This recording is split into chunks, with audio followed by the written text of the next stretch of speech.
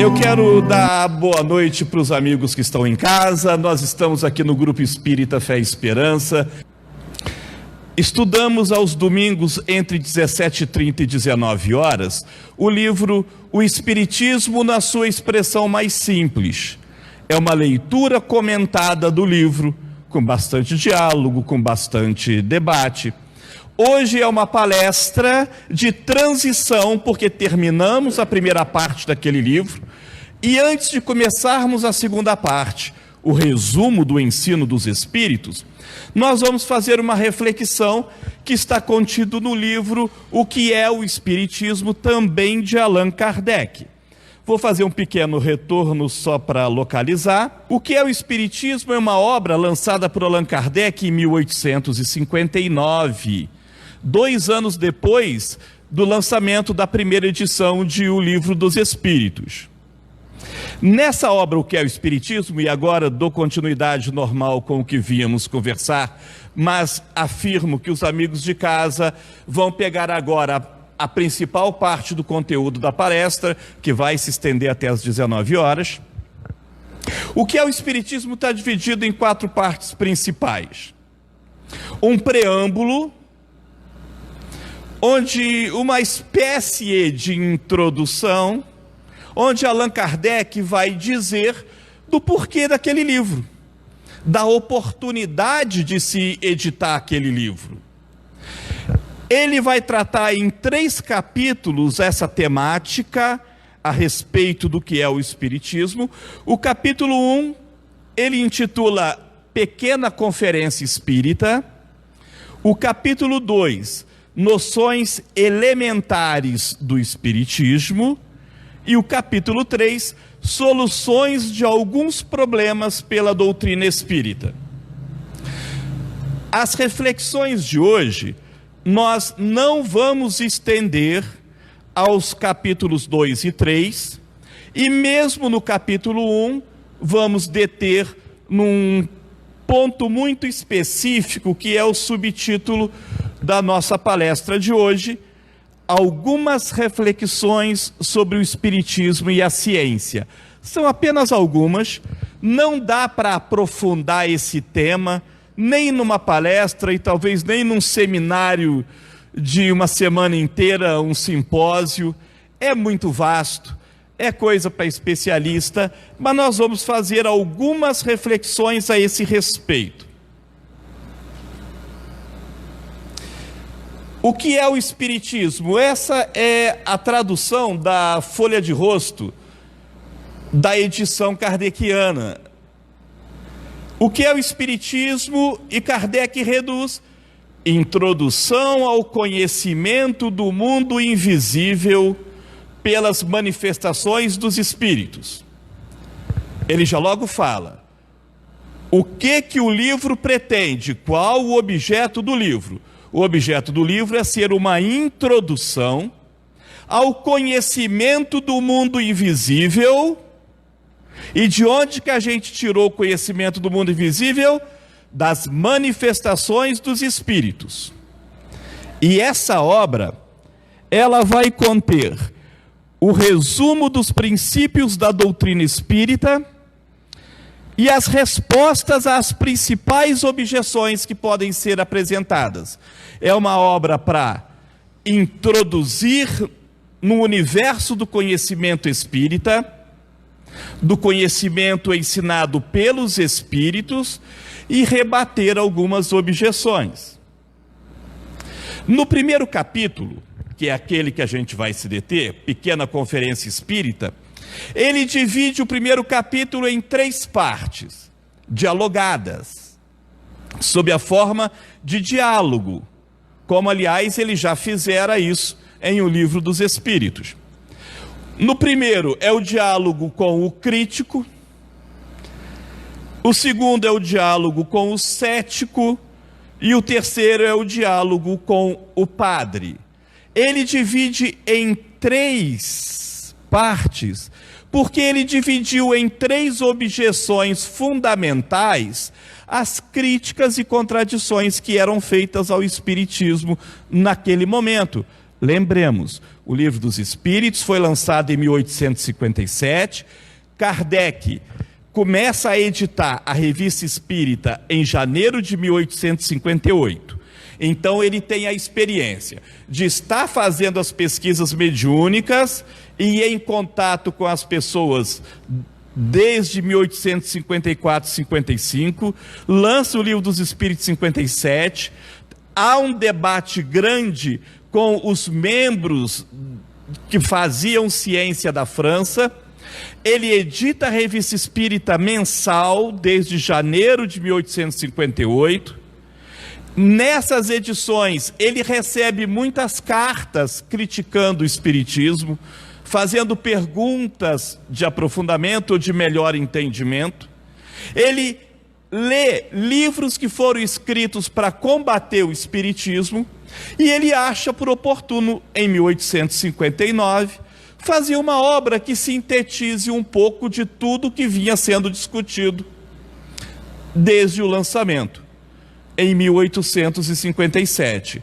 O Livro dos Médiuns, o segundo grande livro de Kardec, só vai sair em 1861. O livro, que é o livro-texto do nosso grupo de estudos, o Espiritismo na sua expressão mais simples, ele é de 1862.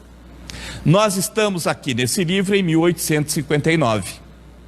Por isso, essa palestra de transição é buscar um momento anterior ao nosso livro-texto.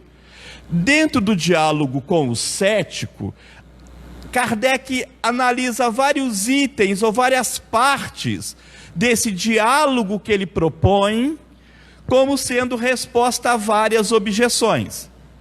Nós vamos nos deter, mesmo sem conseguirmos o aprofundamento que todos desejaríamos, num determinado tópico do diálogo com o cético, que é a oposição da ciência.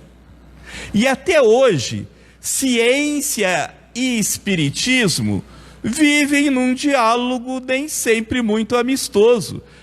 Há cientistas espíritas e há espíritas cientistas, mas a Academia de Ciências não reconhece o espiritismo ou os fatos espíritas. Há toda uma motivação e um debate para isso. Vamos ler e comentar ao longo da nossa palestra, lembrando sempre, a proposta desse grupo de estudo de domingo é comentar os textos kardecianos. Não é fazer palestras, nós não fazemos palestras normalmente, nós nos reunimos em grupo, em círculo ou não, e lemos e debatemos parágrafo a parágrafo. Porque é importante ler Allan Kardec. Nós não queremos falar sobre Allan Kardec. Nós queremos ler juntos Allan Kardec, para que cada um ajude o outro a melhor interpretar Allan Kardec. Essa é a proposta. Pois bem, eu vou começar trazendo aqui, do preâmbulo desse livro que é Espiritismo, algumas considerações. De início, eu espero que em casa os amigos tenham uma visão melhor, não precisa? Uma visão melhor do que está sendo projetado. Kardec começa no preâmbulo, e aqui o preâmbulo a gente não vai ler todo, porque não é o nosso objetivo esse livro. Eu pensei trechos. Por que Kardec escreveu o livro que é o Espiritismo em 1859? Ele coloca assim: as pessoas que só têm conhecimento superficial do Espiritismo são naturalmente inclinadas a formular certas questões cuja solução podiam, sem dúvida, encontrar em um estudo mais aprofundado dele. Bom, primeira afirmativa de Kardec: muitas dúvidas que se tem sobre o Espiritismo, nós temos porque nós não estudamos o Espiritismo aprofundadamente. Concordam?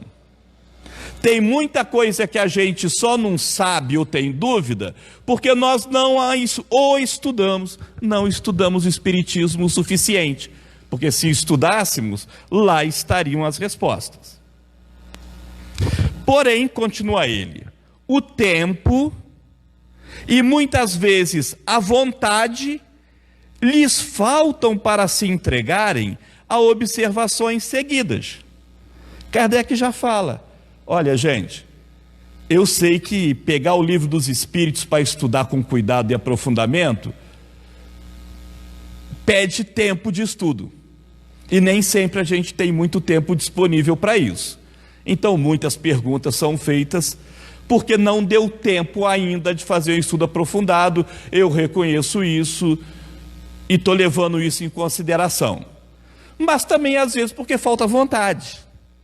Porque a pessoa tem muita dúvida, dúvida de curiosidade ou até dúvida sincera, só não tem muita vontade de estudar o Espiritismo em profundidade, mas mesmo assim pergunta, e mesmo assim Kardec fala, merece respeito a pergunta dessas pessoas. Kardec não critica, ele apenas diz, o estudo aprofundado poderia satisfazer muitas dúvidas que as pessoas têm, mas as pessoas ou não têm tempo ou não têm lá aquela força de vontade. Mas, ainda assim, pensava Kardec, vamos tocar o barco e tentar explicar. Antes de empreenderem essa tarefa de estudar o Espiritismo, muitos desejam saber, pelo menos, do que se trata e se vale a pena ocupar-se com tal coisa. Lembra, Kardec lançou o Livro dos Espíritos em 1857. A Revista Espírita, mensalmente, a partir de janeiro de 1868. 58. Ora, ele fala, tem muita gente que olha, mas não sabe se vale a pena investir tempo e talvez até dinheiro comprando um livro para isso. Respeito, pensava Kardec, respeito isso. E continua, por isso, por causa dessas coisas, do tempo, vontade, ou porque o cara não sabe se vale a pena investir tempo e esforço nisso, por isso, achamos útil apresentar resumidamente as respostas a algumas das principais perguntas que nos são diariamente dirigidas, são palavras de Allan Kardec. Isto será para o leitor, e olha como ele define esse livrinho, isto será para o leitor uma primeira iniciação. E para nós, tempo ganho sobre o que tínhamos de gastar e repetir constantemente a mesma coisa. Para quem pergunta, é uma iniciação, aí já tem uma base, é uma primeira base para dali partir para um estudo aprofundado. E para quem está falando, como Kardec estava propondo, é um ganho de tempo, por quê? Porque se ele não escreve o livro para responder às principais contradições, objeções ao Espiritismo e responder às principais dúvidas, que são de muitas pessoas já naquela época, ele ia ter que ficar repetindo todo dia para um monte de gente. Então ele vai lá e escreve um livrinho, professor Rivaio, professor Kardec, eu queria saber sobre isso. Pega o livrinho que é o Espiritismo, que ali tá bom. Aqui tem tudo? Não, aqui não tem tudo, aqui é só para você começar. Começa por aqui, depois vai ler o Livro dos Espíritos com calma, que você vai entender. E isso em 1859. E depois viriam outras obras de Allan Kardec. Ele fala sobre como ele esquematizou o livro. Sob a forma de diálogos. O primeiro capítulo deste volume encerra a resposta às observações mais comumente feitas por aqueles que desconhecem os princípios fundamentais da doutrina. É o capítulo A Pequena Conferência Espírita, onde ele vai dialogar com o crítico, o cético, o crítico e o padre. Por aqueles que desconhecem os principais fundamentos da doutrina, e bem assim, a refutação dos principais argumentos de seus contraditores. Esta forma nos pareceu a mais conveniente por não ter a aridez da dogmática. Quer dizer, colocando sob a forma de diálogo, o que ele fez? Ele pegou o que muita gente falava, dividiu em 3 categorias e criou um personagem fictício. O cético, o crítico, o padre, e colocou na boca desses personagens aquilo que as pessoas, ou diretamente, ou escrevendo cartas para ele, de todos os lugares da França e da Europa, faziam, para ele poder dar uma resposta. Assim fica uma leitura mais fluida do que ele parar e dar uma aula de filosofia espírita. Kardec era um professor e trabalhava com didática. Então ele viu que isso era uma forma didática de lidar com o assunto. Mas não foi o primeiro a trabalhar assim, não. Já Platão, quando falava das ideias de Sócrates, colocava sob a forma de diálogos também. É uma forma conhecida e simples. Parece que você está assistindo 2 pessoas batendo papo. Aí você começa a entender um pouco melhor. Mas, antes da gente entrar na essência do que a gente quer, terminando o preâmbulo, ele já fala, para responder desde já, antes mesmo do primeiro capítulo, e sumariamente, sinteticamente, à pergunta formulada no título deste opúsculo, desta pequena obra. Opúsculo é uma pequena obra. E qual é o título do livro que a gente está discutindo hoje? O que é o Espiritismo? Ele já deixa uma resposta para você, antes do primeiro capítulo já ir pensando. E ele coloca assim: o Espiritismo é, ao mesmo tempo, uma ciência de observação e uma doutrina filosófica. Como ciência prática, ele consiste nas relações que se estabelece entre nós e os espíritos. Como filosofia, compreende todas as consequências morais que dimanam dessas mesmas relações. Kardec, desde o princípio, e isso é importante, ele vai colocar, ao mesmo tempo, o Espiritismo, ele é uma ciência de observação. E por que ciência de observação? Nesse momento, principalmente, durante toda a construção da doutrina, mas especialmente aqui, o que Kardec está fazendo é investigar os fenômenos.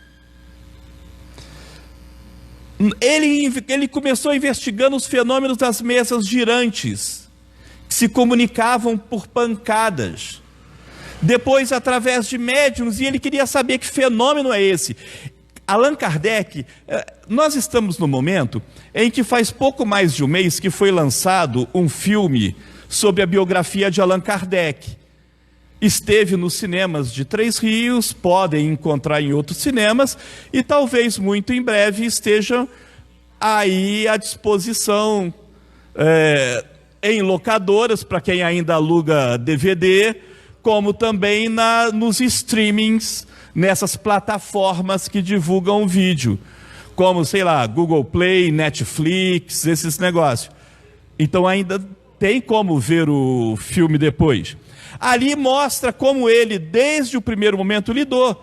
Ele não acreditava. Mas de tanto insistirem e falarem sobre fenômenos significativos, ele começou a investigar. Ele passou a acreditar como resultado da observação que ele fez. Na primeira parte do nosso livro-texto, aqui do grupo de domingo, o Espiritismo na sua expressão mais simples, nós lemos e comentamos um pequeno histórico que Allan Kardec fez. E ali nós vimos como Kardec falou como ele se aproximou, que ele não acreditava, como ele passou a acreditar, como ele foi entender o que estava acontecendo. Essa parte está superada, mas os amigos podem lê-la em casa e vão ter a compreensão que nós tivemos aqui, infelizmente sem os debates produtivos que nós tivemos aqui. A presença física, ela é boa, por isso a gente não transmite todo domingo, porque a gente quer o diálogo, e o diálogo precisa ser facilitado na presença física. Essa observação é que dá o caráter de ciência, uma ciência de observação.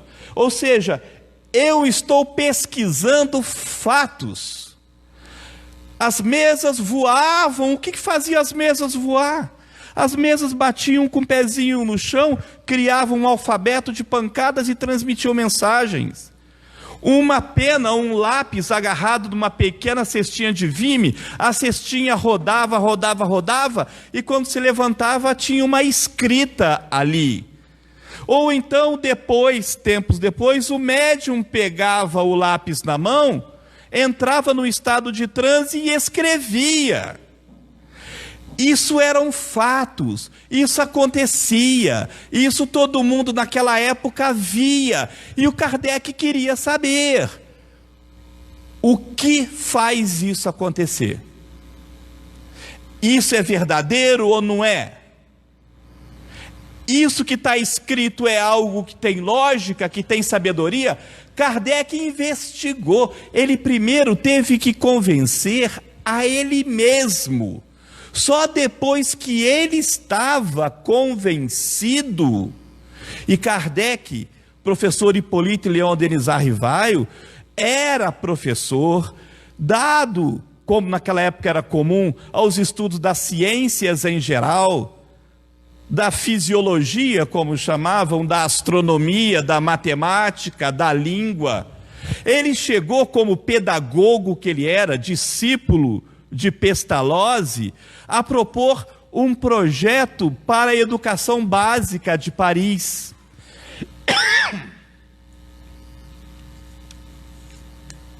Interessante que no momento no Brasil hoje se discute tanta educação, a gente está tentando estudar as obras de uma pessoa que era um pedagogo reconhecido pela sua cultura e tão respeitado que ele propôs um plano para o ensino básico da cidade de Paris, e Paris era a capital da cultura do mundo naquela época. Isso fez com que ele, Rivaio, adotasse nas obras espíritas o apelido, o pseudônimo de Allan Kardec, porque se ele colocasse o nome dele embaixo, ele temia que as pessoas fossem ler o livro já falando, é do professor Rivaio, deve ser bom. Mas como botou o nome que ninguém conhecia, Allan Kardec, as pessoas não sabendo quem era, tinham que analisar o livro, o conteúdo, a mensagem. Por isso,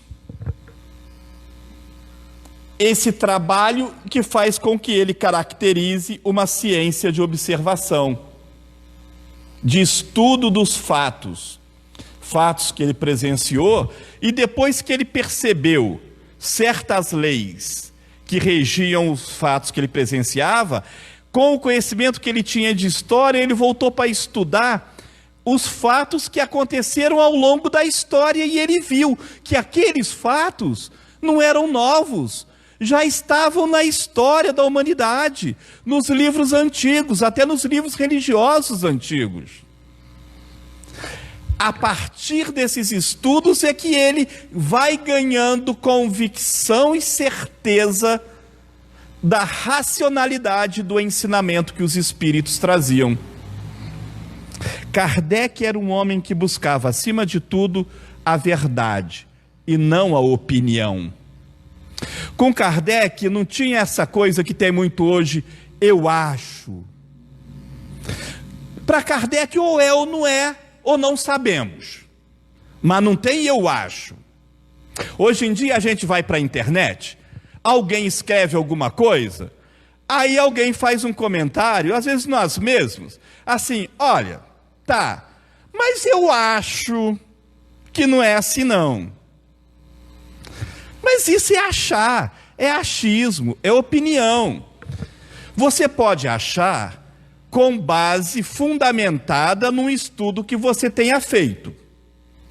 Aí não é um eu acho, eu concluí com base nos meus estudos uma ideia diferente. Mas não é o que acontece nas redes sociais de hoje, né? Alguém vem ali, vem falando sobre se a Terra é redonda ou é plana. Ah, mas eu acho. Você estudou o tema? Você aprofundou o tema? Você estudou astronomia e astrofísica? O homem não foi na Lua. Eu acho que é uma teoria da conspiração. Tá, você acha. Com base em que estudos? E eu não estou falando se foi ou não foi. O que eu estou falando é o seguinte. São teorias que muita gente fala. Esse negócio de que o homem foi na Lua é teoria da conspiração. Tá, fundamenta. Porque a NASA tem filmes gravados, tem fotos, tem amostras de solo lunar para provar que é, e as amostras do solo lunar têm composição específica diferente do solo da Terra. Pura e simplesmente tem. Então apresenta os seus raciocínios. Eu acho que a melhor educação é em casa, não é na escola. Ótimo, apresente razões científicas para você concluir. Porque pedagogos nos últimos 300 anos, 400, 500 anos, aliás, desde a academia de Aristóteles e Platão, eles achavam que ter um local de debate e de ensino, desde Platão e Aristóteles, era uma boa forma, uma melhor forma de comunicar conhecimento. Se você acha que hoje o homeschooling é melhor ensinar em casa, legal, estuda cientificamente o assunto, pedagogicamente o assunto, e vamos debater então, com base nos estudos, qual é a forma mais eficaz para a criança. O resto é achismo, eu acho. Sabe qual que é o problema do eu acho? Não é porque o outro acha diferente, não. É porque se tiver errado, você está guiando sua vida por uma coisa falsa. Eu acho que Coca-Cola não engorda nem provoca estrias e celulites.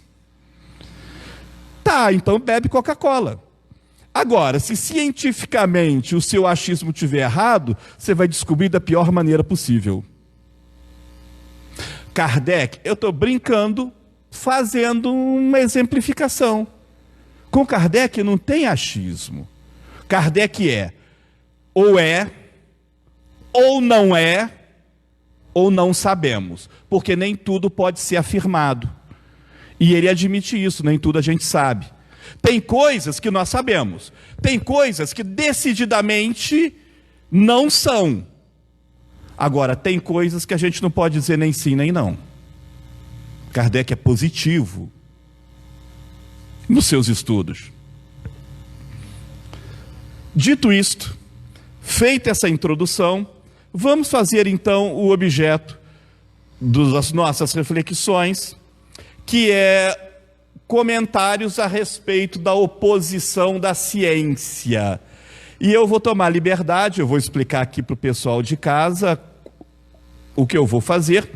Eu estou tirando a projeção do PowerPoint e trazendo uma projeção do próprio livro, o que é o Espiritismo.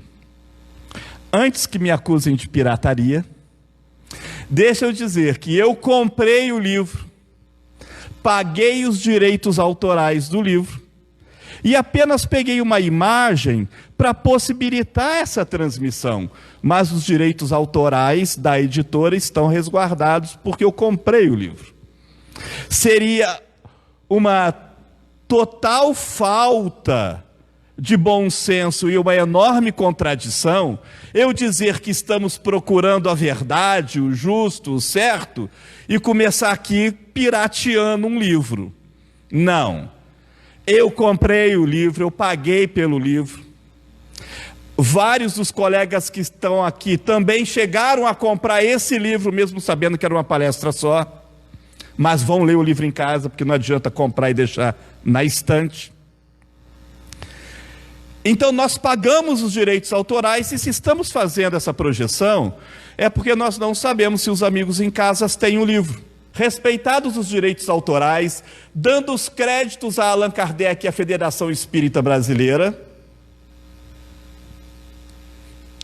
vamos tratar desse tema, oposição da ciência, utilizando a mesma metodologia que nós utilizamos nas nossas reuniões de domingo. É assim que a gente faz no domingo, só que domingo tem mais debate. Vamos lá. Ele coloca, principiando por V, uma inicial que seria do cético que está do crítico que está o contradizendo. Cético. Ele fala assim, para Allan Kardec: olha, vós vos apoiais em fatos. Kardec fala que estuda fatos. O Espiritismo, ele fala, é uma ciência de observação de fatos. Vós vos apoiais em fatos, dissestes. Mas opõem-se-vos, pessoas opõem, a opinião dos sábios que os contestam, ou os explicam de modo diferente do vosso. Por que não fixaram eles sua atenção sobre o fenômeno das mesas girantes? Quer dizer, Kardec, cientistas, literatos, filósofos, gente sábia, se opõem ao que o senhor está dizendo e não se interessam pelo estudo. Por que eles não se interessam pelo estudo? Me responde. E continua. Se nisso tivessem notado, nisso quer dizer, os fatos espíritas, mesas girantes, comunicações mediúnicas, se nisso tivessem notado alguma coisa de sério, parece-me que não desprezariam fatos tão extraordinários e não os repeliriam com desdém. No entanto, são todos eles contra vós. Os sábios não serão o farol das nações e não têm o dever de esclarecê-las? A que atribuís, senhor Allan Kardec? A que atribuís que tenham deixado de fazê-lo, quando se lhes apresentava tão bela ocasião de revelar ao mundo a existência de uma nova força? Nossa, essa pergunta é uma pergunta boa. Espera aí, tem muita gente sábia, e naquele tempo usava sábio, porque a divisão das ciências como nós temos hoje não era essa que existia na época. Sábio era a pessoa que estudava tudo, ciência, filosofia, teologia, estudava tudo. Ora, os sábios não se interessam. Por que eles não se interessam? Não se interessam porque eles não acham que isso aí é sério, Kardec.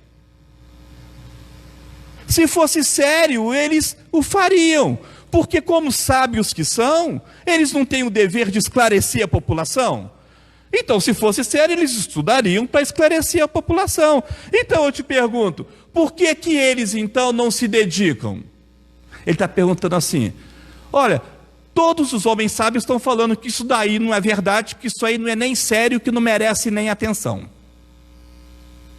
Essa é a pergunta que joga para Allan Kardec. Aí Kardec vai responder. Agora é Allan Kardec quem está falando no livro. Traçastes o dever dos sábios de modo admirável. É pena, porém, que eles o tenham esquecido em mais de uma circunstância. O dever do sábio de investigar e esclarecer a população é verdade. Mas nem sempre eles lembram que eles têm esse dever. Palavras de Allan Kardec. Antes, porém, de responder à vossa judiciosa observação, cumpre-me corrigir um grave erro que cometestes, dizendo que todos os sábios são contra nós. Kardec já começa dizendo, olha, a sua pergunta não é bem assim. Todos os sábios estão contra o Espiritismo? Não. Lembremos, é um trecho do diálogo de Kardec, então tem uma parte anterior. Como vos disse há pouco, fala Kardec, É precisamente na classe ilustrada, na classe de pessoas que estudam, que o Espiritismo faz maior número de prosélitos, isto em todos os países, na época de Kardec. Na época de Kardec, quem mais começou a estudar o Espiritismo eram aqueles que tinham mais cultura e conhecimento. Já ele conta entre seus adeptos grande número de médicos de todas as nações, e ninguém nega que os médicos sejam homens de ciência. Os magistrados, os professores, os artistas, os homens de letras, os oficiais, militares, os altos funcionários do governo, os grandes dignitários representantes de nações, os eclesiásticos, pessoas que estudam religião e teologia em profundidade, que se agrupam ao redor da sua bandeira do Espiritismo, não são pessoas em que não se deva reconhecer certa dose de ilustração. São pessoas estudadas, são ilustradas, são sábias.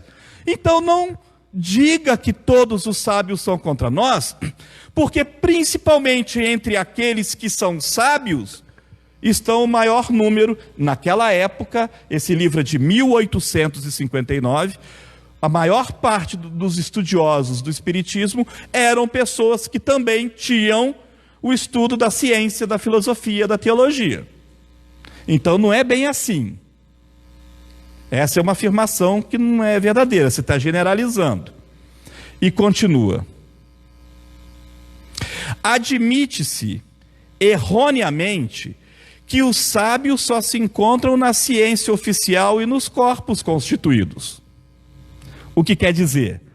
Para ser um sábio, não é preciso pertencer a uma grande academia de ciências, a academia de letras, a academia de filosofia. Não.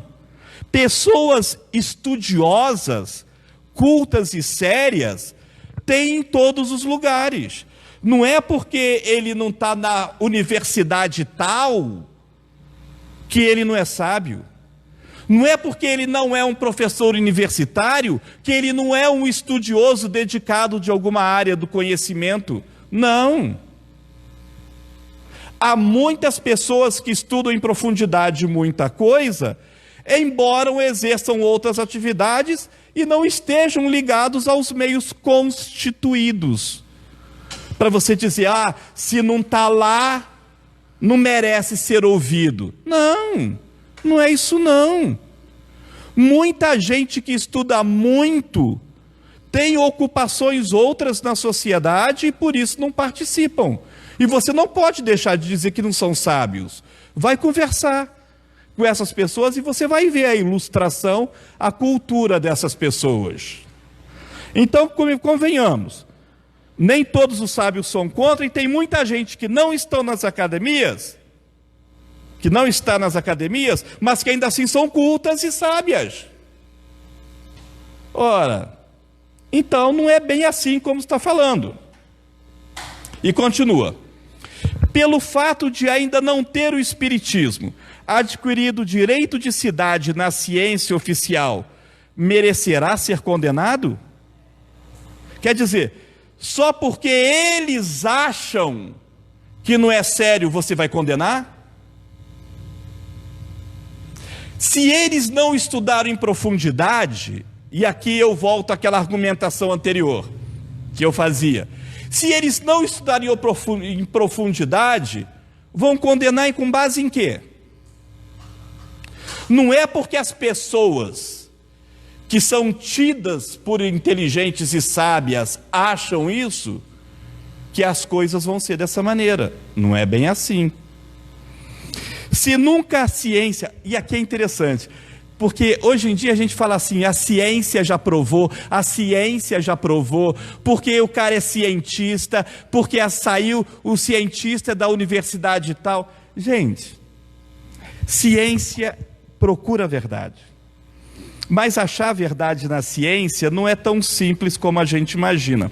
Kardec fala aqui, se nunca a ciência se houvesse enganado, sua opinião nesse sentido teria grande peso na balança. Se a ciência nunca tivesse enganado. Infelizmente, a experiência prova o contrário. Allan Kardec, 1859. Não repeliu ela como quimeras tantas descobertas que mais tarde se tornaram título de glória para os seus autores? Antes não se imaginava, os grandes sábios, que a Terra era parada e era o Sol que girava em torno da Terra? E depois, com Copérnico, com Galileu, com Kepler, não se provou justamente o contrário? Que é a Terra e os outros planetas que giram em torno do Sol? E não vale achar. Estou falando de ciência. Senão você vai achar também que a Terra é plana. E aí eu vou aceitar se você tiver prova científica. Porque Newton, Kepler, Galileu demonstraram cientificamente outras coisas. Os astronautas viram outras coisas. As missões à Lua viram outra coisa. As sondas que foram mandadas para o Sol, para a Lua, para Marte, para Vênus, Saturno, e algumas sondas como a Voyager 1 e a Voyager 2, que já saíram do sistema solar, mostram outra coisa. Isso são fatos, isso é ciência. Então a ciência não estava enganada? Não se tinha uma visão de mundo newtoniana cartesiana, segundo as ideias de Newton e René Descartes, até que aparece um tal de Albert Einstein com a teoria da relatividade, e que vai ser provada muitos anos depois, observando um eclipse do Sol na cidade de Sobral, no Ceará? A ciência tem um conhecimento que pode ser mudado. Um outro exemplo que eu gosto muito de usar é o do ovo. Ovo faz bem ou ovo faz mal? Aí muita gente fala, não, comer muito ovo não é bom. Aí cientistas de outra universidade fazem uma pesquisa e falam, não, tem nada a ver. Ovo, inclusive, é muito bom. Pode comer ovo. Aí o ovo é ruim, o ovo é bom, volta a ser ruim, volta a ser bom. A ciência ainda não se decidiu. Todo mundo sabe que gordura faz mal. Muita gente fala, não, o corpo humano ainda precisa de uma certa dose de gordura. Há estudos sobre isso. Qual estudo está certo ou não? A ciência ainda tateia. Antes de Louis Pasteur investigar o mundo microscópio, descobrir os germes, a gente nem sabia que existia. Deu uma visão de mundo diferente. Houve uma época na Idade Média que se acreditava que a pessoa ficava doente por causa da influência dos astros. Até provar que não, existiam micróbios, bactérias, vírus que fazem a gente ficar doente. E é com base nesse conhecimento que hoje nós temos remédio. Muito embora, a partir de Louis Pasteur e Oswaldo Cruz desenvolvendo esses estudos, encampando esses conhecimentos, tentou promover no Rio de Janeiro, nos princípios do século XX, uma ampla campanha de vacinação, e já naquela época falavam, não vou vacinar nada, você vai botar o bicho dentro de mim, eu vou ficar doente. Ah, Dimas, mas isso era na época lá do Carlos Chagas, Oswaldo Cruz. Hoje em dia nada, gente. Hoje em dia não tem gente que faz campanha contra a vacinação. O negócio de vacina não funciona não, isso daí é só para dar dinheiro para a indústria médica. Bom, precisamos de evidências científicas. Aí como é que nós vamos fazer essa evidência? Você vai deixar de vacinar o seu filho? E aí se ele tiver poliomielite, você vai descobrir que você estava errado? As estatísticas de saúde feitas não só pelo Ministério da Saúde do Brasil, mas pela Organização Mundial da Saúde no mundo inteiro, provou, por experimentos de campo, por verificar ao longo de décadas o efeito das vacinas, que a vacina funciona. Mas aí alguém vai para o YouTube e fala que é tudo mentira e você não vacina o seu filho, sem evidências científicas. Estamos falando de ciência, então ciência é muito importante, mas não é isso tudo. Continua, Kardec, não foi devido a um parecer do nosso primeiro corpo sábio, a Academia de Ciências da França, que a França se absteve da iniciativa do vapor? Quando Fulton veio ao campo de Bolonha apresentar o seu plano a Napoleão I, que confiou o exame imediato ao Instituto, não decidiu este que aquilo era uma utopia com o que não se devia ocupar? Sabe do que Kardec está falando? Fulton criou um navio a vapor, navio que não era movido por vela, por vento, nem por remo, que se você pusesse uma caldeira, o vapor faria girar uma roda que faria impulsionar o navio a vapor. A Academia de Ciências da França falou para o imperador Napoleão I que aquilo ali era fantasia, que aquilo ali não funcionava. Então Napoleão rejeitou a ideia. Fulton levou a ideia para os ingleses encamparam, financiaram a pesquisa e produziram os primeiros navios a vapor. Os sábios erram. Ninguém sabe tudo nessa terra. Ninguém sabe tudo nessa terra. Então não é porque, ele porque é sábio, se é sábio, disse. Não, peraí. Vamos ver o que ele está dizendo. Assim, vou pular essa parte que eu destaquei. As ciências vulgares, quer dizer, as ciências comuns, entendam bem o palavreado da tradução. Vulgar quer dizer comum, não quer dizer que não seja importante. Tipo assim, é uma pessoa muito vulgar. Não. As ciências comuns, ordinárias, normais, repousam sobre as propriedades da matéria. Ciência, que a gente conhece, estuda a matéria, que se pode à vontade manipular. Os fenômenos que ela produz têm por agentes forças materiais. A ciência normal estuda a matéria. Se eu pegar o livro, soltar o livro, ele cai. E ele vai cair todas as vezes que eu soltar. Vou dar um exemplo, caiu o livro. E eu posso repetir isso em todos os lugares do mundo 10 milhões de vezes. Porque estamos lidando com a força da gravidade, que é uma força da matéria. Então as ciências que se ocupam com a matéria podem reproduzir fenômenos físicos materiais. Os do espiritismo, os fenômenos do espiritismo, que o espiritismo observa, têm como agentes inteligências, que têm independência, livre-arbítrio, e não estão sujeitas aos nossos caprichos. Por isso eles escapam aos nossos processos de laboratório e aos nossos cálculos. E desde então ficam fora dos domínios da ciência propriamente dita. Cada um tem sua especialidade. Enquanto as ciências comuns estão as leis da matéria, o espiritismo está investigando a ação dos espíritos desencarnados sobre o mundo material. Mas isso depende da ação deles. A gente observa e eles fazem se eles quiserem. Sejam eles sábios ou não sábios, se eles não quiserem, o fenômeno não acontece. Kardec falou, é uma ciência de observação, porque não dá para ficar repetindo sempre. Porque depende da vontade dos espíritos. O que são os espíritos? A alma dos homens que desencarnaram. E eles falam, não sou seu escravo para ficar aqui repetindo 1 milhão de vezes. Estuda com atenção. Mas é interessante. Olhem essa frase, que está logo antes dos meus grifos.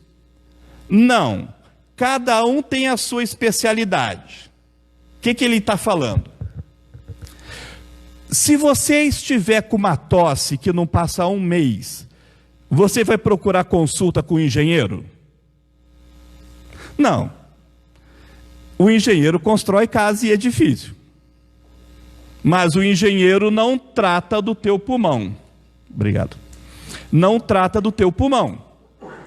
Em compensação, se você comprou aquele terreno e quer construir uma casinha naquele terreno, você vai procurar um cardiologista? Não. Cardiologista não entende construir casa, a menos que ele tenha estudado por fora, por assim dizer. Olha, vai ter um eclipse do Sol raríssimo. Vou perguntar para o dentista por que isso acontece. Não, não é o campo do conhecimento do dentista. Olha, eu vou perguntar para o astrônomo se eu preciso arrancar o meu siso. Não, a menos que ele tenha estudado por fora, ou tenha feito 2 faculdades, não é o campo do conhecimento dele.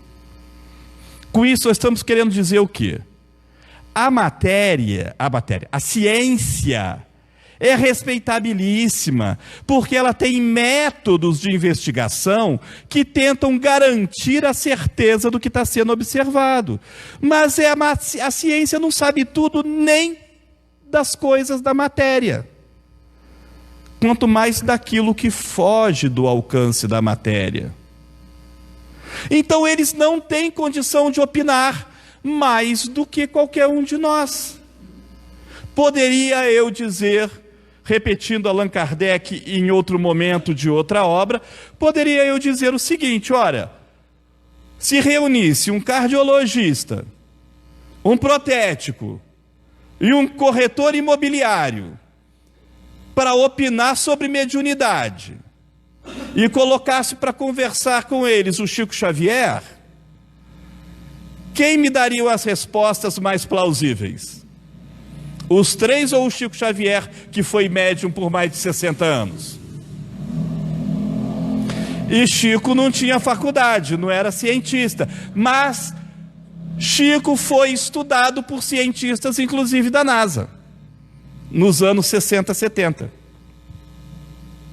Porque eram fatos que aconteciam com ele e os cientistas queriam estudar fatos.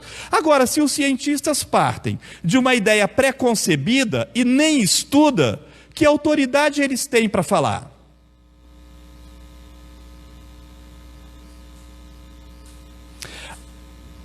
É aí que nós temos que prestar muita atenção.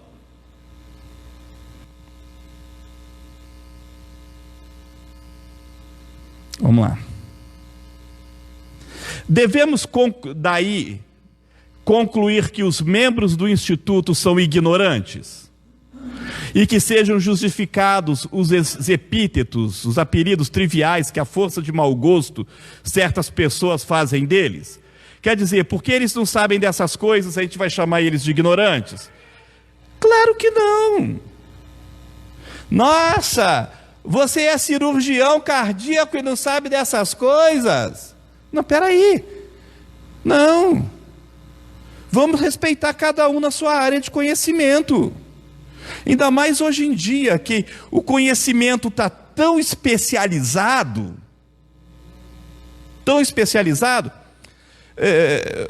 Um rapaz, há poucos dias, sofreu um pequeno acidente esportivo, fraturou o nariz. Procurou o hospital, fizeram um encaminhamento, o médico, quando a pegou, falou assim: não, mas eu sou clínico, eu não sou ortopedista, eu vou te reencaminhar para o clínico. Ele esperou e reencaminhou para o ortopedista. O ortopedista chegou: peraí, eu sou ortopedista, minha área de estudo fundamental é mais os ossos dos braços, das pernas. Há um especialista, no teu caso, que é um otorrinolaringologista ou um cirurgião bucomaxilofacial. Então, para te dar um tratamento melhor, eu vou te encaminhar para um otorrino ou para um cirurgião bucomaxilofacial. Era todo mundo médico. Todo mundo podia ter uma opinião. Mas como as ciências são especializadas, ele falou: olha, se tivesse quebrado a mão, era comigo. Tivesse quebrado a perna, era comigo. Mas como for o nariz, um otorrino ou um bucomaxilofacial vai te atender melhor.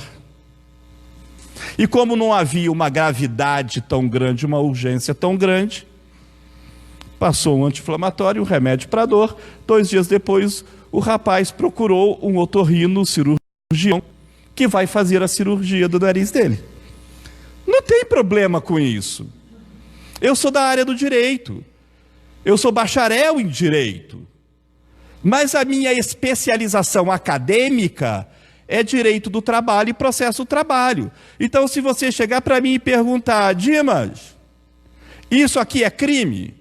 Eu posso ter uma noção geral porque sou acadêmico. Mas existe um criminalista que é mais atualizado e conhece os detalhes mais do que eu. Simples assim. E não tem demérito de um para com o outro. Vamos lá. Responde Kardec. Certo que não. Não há pessoa sensata que não faça justiça ao seu saber eminente, sem, contudo, deixar de reconhecer que eles não são infalíveis e, portanto, que as suas sentenças não estão isentas de apelação, sobretudo no que se refere a ideias novas. Quer dizer, a pessoa tem que entender que a pessoa sabe, mas mesmo que seja a área do conhecimento dela, pode ter uma segunda opinião. Você está mal, procura um médico numa cidade, começa um tratamento, o tratamento não dá o efeito com a rapidez que você queria, o que a pessoa faz? Vou pedir uma segunda opinião a um outro médico da cidade.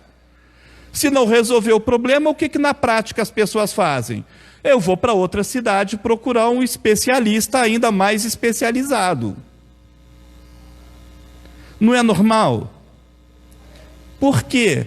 Porque mesmo que seja daquela área, nem todo mundo sabe tudo. Então, às vezes, é preciso. Por isso é que na área de saúde, por exemplo, se fazem as juntas médicas. Às vezes é preciso um ortopedista, um otorrino, um bucomaxilofacial, um fonoaudiólogo para ver até onde mexer não sei o quê, vai manter a forma, um cirurgião plástico para recompor a imagem, a funcionalidade da respiração, garantir a qualidade da voz. É preciso o que se chama hoje um tratamento interdisciplinar. Sem demérito. Então eu vou pegar a junta médica para analisar o espiritismo. Não. A não ser que sejam médicos espíritas estudiosos, não. Dimas, mas médico que é médico... Gente, nós temos as alianças médico-espíritas em centenas de cidades do Brasil, em centenas de organizados em centenas de estados do Brasil, organizados numa união nacional, e são médicos de renome, profissionais de renome, cirurgiões, cardiologistas, psiquiatras, professores universitários graduados nas melhores faculdades do mundo, mas que também estudam o espiritismo. O espiritismo é matéria de TCC, trabalho de conclusão de curso, é matéria de trabalho de conclusão de pós-graduação, lato sensu, é matéria de dissertação de mestrado, e o espiritismo é matéria de teses de doutorados no Brasil e no exterior. São cientistas acadêmicos que também estudam o espiritismo. Nem que seja para tentar concluir se está certo ou errado, não importa, mas estão estudando.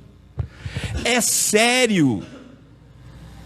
Pessoas sérias, quando vem uma coisa que não sabe, elas digam, não sei. Não é dizer assim, isso aí não deve ser, porque eu não conheço. E não conhece o quê? Você por acaso é o Google? Uma inteligência artificial tipo Watson da IBM, e eu não estou ganhando patrocínio aqui, para dizer que você sabe tudo? Ora, não! Vamos ter bom senso. O verdadeiro cientista é o curioso, é aquele que investiga, é aquele que põe em dúvida, mas para tirar a dúvida ele pesquisa, e aí ele vai concluir. Pode concluir não, pode concluir sim. É igual o funcionamento da vacina para poliomielite. Vai investigar. Fizeram estudos que mostravam algumas das causas da imensa mortalidade no trânsito brasileiro. Para tentar combater essa causa, diminuíram a velocidade para 80 km por hora. Lembra quando era 80 a base, o máximo? Depois que os carros melhoraram a segurança e as estradas ficaram melhor construídas, eles acharam que podia subir para 110. E estudos estatísticos mostraram isso, que era possível sem impacto. Mas para estabelecer uma limite, eu estou falando de histórias, da história do trânsito. Fizeram uma pesquisa estatística para descobrir qual é a melhor velocidade para garantir que não aconteçam acidentes. Da mesma forma, fizeram estudos e viram as estatísticas de quem é vacinado. E com várias outras coisas. Às vezes você procura o dentista fala, olha, antigamente isso era tratado assim. Mas há uma outra forma, porque descobriram um novo material que fica com uma aparência muito melhor, uma resistência muito melhor e é muito menos doloroso o tratamento. Houve um tempo que dente se tratava arrancando, não tinha tratamento. Há 150, 200 anos atrás, problema de dente estava ruim e arrancava. Hoje em dia colocam materiais que você nem sabe se é dente de verdade ou de mentira. Tudo evolui. E a gente tem que ter essa noção. Pode opinar sobre uma coisa quem estuda. Há pouco tempo houve um debate onde fizeram uma pergunta para um professor de filosofia, ele é filósofo, professor universitário, muito conhecido no Brasil, muito respeitado, Luiz Felipe Pondé. Eu gosto de assistir as palestras do Pondé, no que ele fala sobre o que ele sabe. Perguntaram para ele, Pondé, por que o espiritismo não é estudado pela filosofia? E ele fala que o mainstream, quer dizer, as academias, aqueles meios mais estudiosos, não acham o espiritismo digno de ser estudado. Tipo assim, o espiritismo é uma coisa menor, ninguém liga, não tem impacto, não tem influência. Aí o Cosme Massi, palestrante espírita, físico de formação, mestre e doutor em lógica e filosofia da ciência, fez um vídeo respondendo. O espiritismo não é estudado pelo mainstream da filosofia, porque o mainstream da filosofia não quer estudar o espiritismo. Quer ficar estudando o que eles estão acostumados, não querem se aventurar para uma área nova. E na verdade é. Porque ele fala assim, já estou tão ocupado com Sócrates, Platão, Aristóteles, Kant, Nietzsche, Simone de Beauvoir, Sartre, Karl Marx, Gramsci, Weber, perder tempo em estudar Allan Kardec? Então, peraí, ele não quer perder tempo, porque acha que perde tempo, mas ele não sabe nem do que ele está falando. Não é estudado porque não quer estudar, não porque não merece atenção. É diferente. Ponham-se a estudar. Ponham-se a estudar. Seria muito interessante se eu tivesse conseguido trazer ou fazer, porque existe um pequeno documentário sobre um trabalho realizado num centro espírita, aqui na cidade vizinha de Juiz de Fora, na Casa Espírita, de décadas, onde médicos e profissionais da saúde estudam o espiritismo, com base na ciência médica, observando os fatos na casa espírita, tirando suas conclusões, utilizando o método científico. Não é isso? Temos um amigo aqui que conhece muito bem a casa espírita. Casa do Caminho. Desculpa, puxei a brasa para minha sardinha. Casa espírita era eu que frequentava lá em Juiz de Fora. A Casa do Caminho. Respeitabilíssima instituição. E pessoas estudavam da área de saúde. Em Três Rios nós temos a Aliança Médico Espírita de Três Rios, onde médicos, psicólogos, psiquiatras estudam o espiritismo à luz das suas ciências.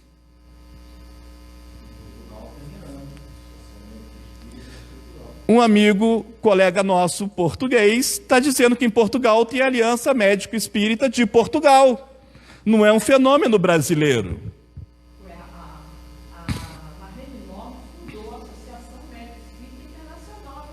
Marlene Rossi Nobre, que é médica, propagadora do estudo espiritismo. Sim.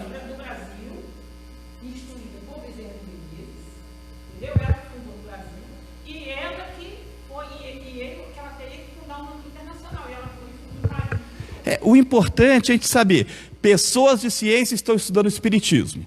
E tem pessoas de ciência que não querem nem saber. Mas agora, se não estudaram, não pode opinar. Só pode opinar quem estudou e chegou a conclusões através de um método científico. Ah, Dimas, mas vocês estudaram com o método científico no Centro Espírita? Nós estudamos a obra de Allan Kardec e com base em toda a obra de Allan Kardec, nós sim, frequentamos há muitos e muitos anos as reuniões mediúnicas e vemos os fenômenos acontecerem sob as leis que Allan Kardec estudou e definiu. E mesmo assim, todo dia tem coisa nova aparecendo e nós continuamos estudando as coisas novas com a mente aberta, sob a ótica espírita. O espiritismo não é lugar de supersticiosos. O espiritismo não é lugar de curioso. O espiritismo é para quem quer estudar. Não quer dizer que tenha que ter faculdade, não. Quer dizer que tenha que ter boa vontade em aprender. E principalmente, como eu falei no começo, tem que ter humildade para aprender coisas novas, que talvez você não soubesse antes, e tem que ter a mente aberta para aceitar o novo, porque com a mente fechada você rejeita tudo, mas com a mente aberta você estuda. Estudemos o espiritismo.